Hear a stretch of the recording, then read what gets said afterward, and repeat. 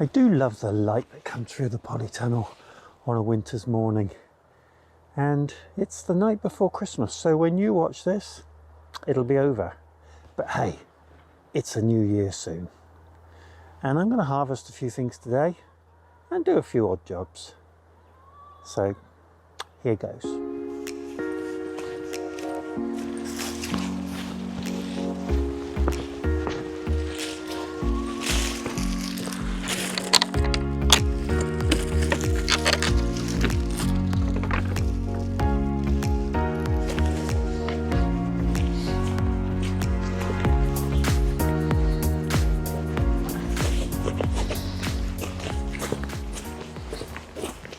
Well, there's a frost on the ground this morning, not too bad, and it's still squelchy underfoot, but it's good enough to walk on. And today's a bit of a sprout day. Gonna get the net off, I'm gonna put it away, clear out all the weed that's in there, there's not too much, and harvest some sprouts for tomorrow.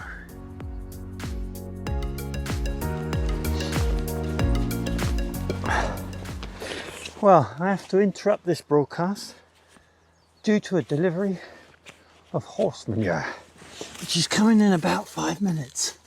So I'm going to do a quick weed through and I'll pick the sprouts after I'd handled the muck. Well, there's plenty of weed in here. This isn't a particularly well-fed no-dig bed. I've never had that much compost to put on here, and hopefully this year that'll be a bit different because I've got quite a bit extra.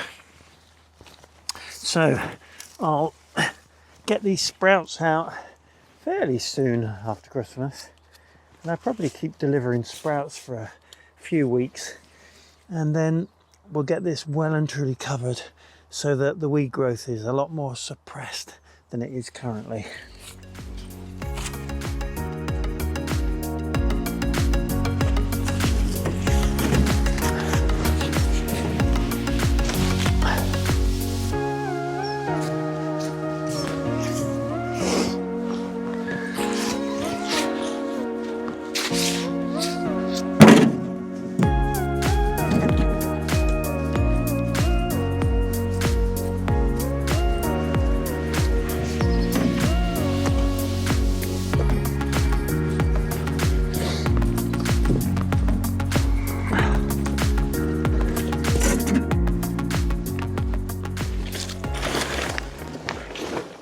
Well, the ground's just too wet to move the manure down across the plot.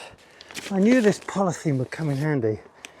I'm going to cover this area, which is a good thing because the weed growth needs suppressing. And then I'm going to just bring the horse manure in and put it in here until I'm ready to use it. Or at least ready to move it.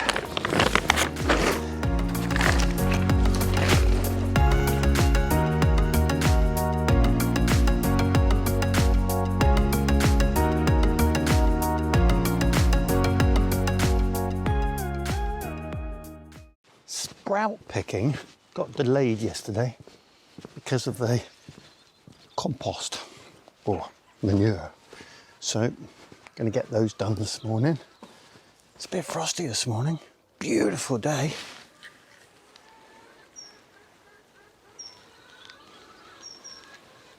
And we had a bit of a pink sunrise, which was rather nice. Crispy underfoot.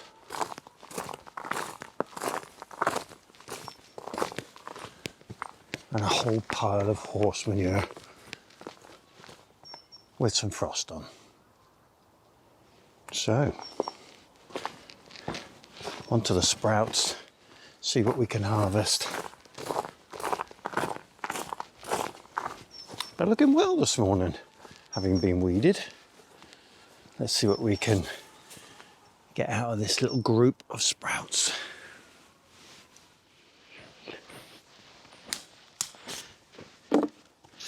Well, a number of these sprouts have blown and broken out, which is Not unusual here for me, but there are plenty of well-formed ones which will do just perfectly.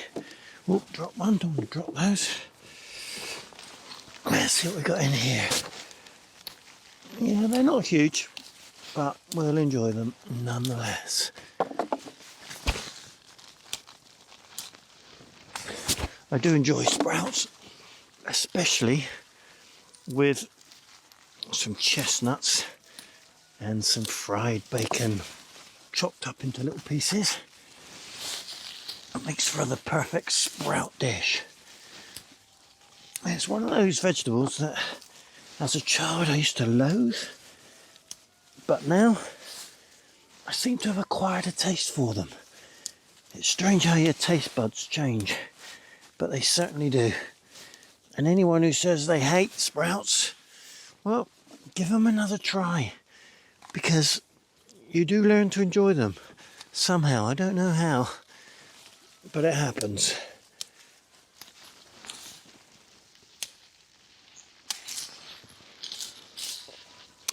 And the only other vegetable I need to pick today is some carrots, or maybe a carrot, depending on the size. Because the carrots in the polytunnel have certainly grown to enormous proportions. Right, I think that'll do us. These little ones that have broken out, they're a little bit like those, well, specially grown ones that look like little cabbages. Can't remember the name now, but I see them frequently and I've often thought about growing them. There we go. That'll do us nicely.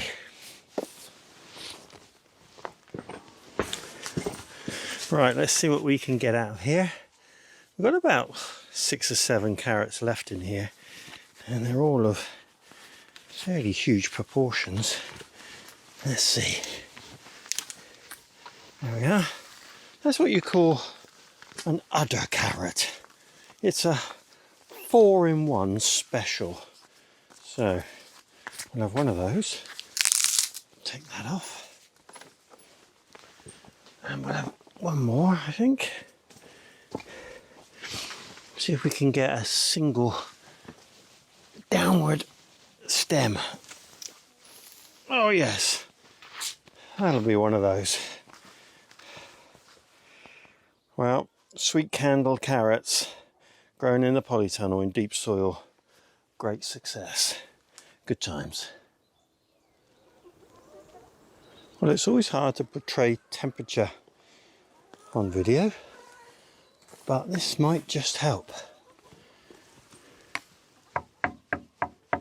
Absolutely solid. And I guess it's about -2 here at 8 o'clock in the morning. So it's been a pretty cold night, but I don't mind it cold. It's certainly better than wet. I thought I'd give you a quick look at the onions, and they've been in now, something like a week really, and we've got very successful germination. All of them are sprouting well. I think the Globo are probably the longest to germinate, but the Ailsa Craig and the Zeebrunn came up really quickly, and the Bedfordshire Champion is also doing well. I noticed quite a lot of the seedlings are on the surface and the roots have not gone in, so I will at some point spend some time just making little holes for those and tucking them in, and that makes sure they just don't shrivel up. So a little bit of work to do on that. Otherwise, I think it's going to be on to the peppers.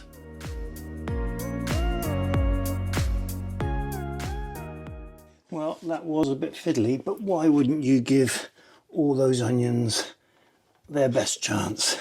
So that's got them tucked in. I'll get on to the peppers. So I've set my tray up and labelled it with some recycled labels from a yogurt cup, and I'm going to put a limited amount of seeds in, and I'm trying to discipline myself. It would be so easy to do 4 trays for these peppers, but I really don't need more than about, I don't know, 15 to 20 plants. Now these seeds were actually packed in 2019, so there is some risk around germination, but given that this is probably the ideal germination environment, I'm going to probably work on the basis of 8 seeds per section, and that will give me many more than I need. And if some don't germinate, then I'm covered.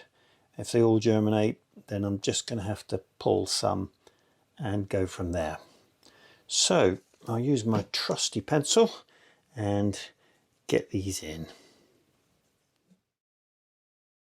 So they're all in, and I've tucked them in quite deep really, and I will get some water over the surface of that just to make sure that the soil is in good contact with the seeds, and then we'll cross our fingers and hopefully we'll get the same level of germination as we did with the onions.